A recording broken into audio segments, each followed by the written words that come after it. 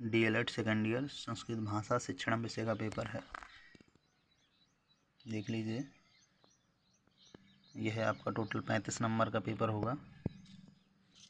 चलिए वीडियो को शुरू करते हैं। पहला प्रश्न है उचित विकल्पम चित्वा लिखत। पहला है संस्कृत भाषा संसारे भाषा अस्ति, इसका सही आंसर है दूसरा प्राचीनतम।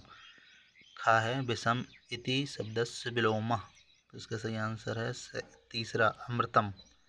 गा है इत्यादि इति शब्दे संधि अस्ति, पहला है यणस्।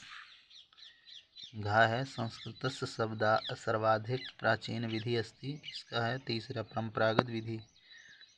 लास्ट है निम्न उपकरणेषु श्रव्योपकरणः अस्ति, तो इसका सही उत्तर है चौथा ग्रामोफोन।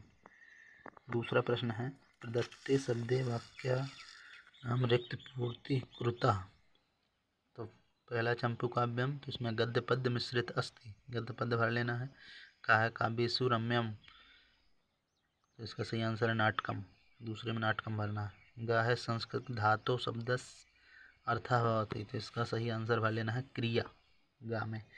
घा है हरवटी विधो, तो पंच भर लेना है इसमें, घा नंबर वाले में। फिर है मूल्यांकनस प्रकार, तो इसका सही आंसर हो जाएगा दो भर लेना है लास्ट वाले में। इसके बाद है तीसरा प्रश्न ह्रस्व स्वरः का परिभाषा। तो जिस स्वर के उच्चारण में केवल एक मात्रा का समय लगता है उसे ह्रस्व स्वर कहते हैं, जैसे आ ई उ, ये ह्रस्व स्वर है। प्रश्न चौथा है वाच्य कति भवन्ति। तो वाच्य 3 होते हैं, पहला कर्तवाच्य, दूसरा कर्मवाच्य और तीसरा भाववाच्य। इसके बाद है पांचवा प्रश्न भाषा अनुवाद विधि इत्यस्य अपर नाम किम। तो इसका दूसरा नाम होता है भंडारकर विधि, तो आपको लिख देना है भाषा अनुवाद विधि का दूसरा नाम भंडारकर विधि है। इसके बाद है मूल्यांकनस कति प्रकारः। तो मूल्यांकनस 2 प्रकारः। इसके अथवा का है वस्तुनिष्ठ प्रश्न को अर्थ, वे इसका आंसर हो जाएगा वे प्रश्न जिनका उत्तर निश्चित और संक्षिप्त होता है और जिसमें जांचकर्ता के व्यक्तिगत विचारों का प्रभाव नहीं पड़ता है, जैसे सत्यासत्य, सही जोड़ियाँ या इस तरह के प्रश्न जो है वस्तुनिष्ठ प्रश्न के अंतर्गत आते हैं। 7वां प्रश्न ये है। इसके बाद है 8वां प्रश्न पद्य काव्यम किम।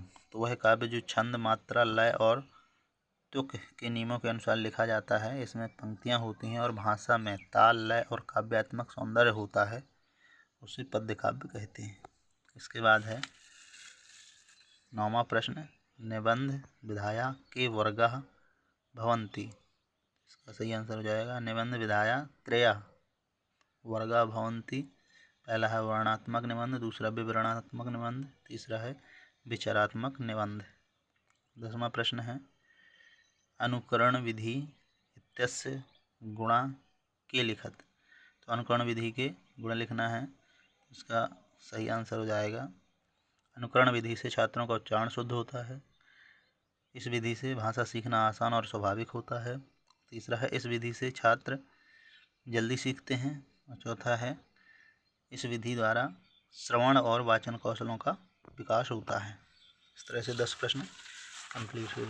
इसके बाद है 11वां प्रश्न कि दंडान्वय विधि इत्यस्य परिभाषा का। फिर है 12वां प्रस्तावना प्रश्नानाम शिक्षण समय का आवश्यकता। इसके बाद है 13वां प्रश्न अथवा है निम्न शब्दानाम विलोम शब्दा लिखत। तो आदानम का विलोम होता है प्रदानम, अस्ता का विलोम होता है उदयः, कीर्ति का होता है विलोम अपकीर्ति, चिरम का विलोम होता है अचिरम या शीघ्रम, पांचवा उन्नति का विलोम होता है अवनति, और छठवां है अथ का विलोम होता है इति। 14वां प्रश्न मूल्यांकनस कति प्रकारः व्याख्यापूर्वकम लिखत। 15वां प्रश्न है महेश्वर सूत्राणि इत्यस्य सूत्राणि लिखत। तो महेश्वर सूत्र होते हैं अयोण, ऋषिलक, एओड़, चौथा एओच, पांचवा है वरट, छठवां अड़ और 7वां अमंग अड़नम, 8वां है झवच, 9वां घड़धस, 10वां जबगढ़ 10, 11वां खप छठ खप छठत चटताव, 12 है कपाय, 13 सर और 14 है हल। इसके बाद है 16वां प्रश्न, संस्कृत भाषा शिक्षणस् कति विधया सन्ति विधि न मानि विलिख्य कोऽपि एकस् विधे परिचया लिखत। इस तरह ये सारे प्रश्न हुए आपके। इन प्रश्नों को आप हिंदी में भी लिख सकते हैं और अगर संस्कृत में बनता है तो संस्कृत में भी लिख सकते हैं। इसके निर्देश में ही यहाँ पर लिखा हुआ था कि अधोलिखितेषु प्रश्नानाम् उत्तराणि संस्कृत भाषायां या हिंदी भाषायां लिखत। इस तरह से आपका ये संस्कृत भाषा का पेपर है।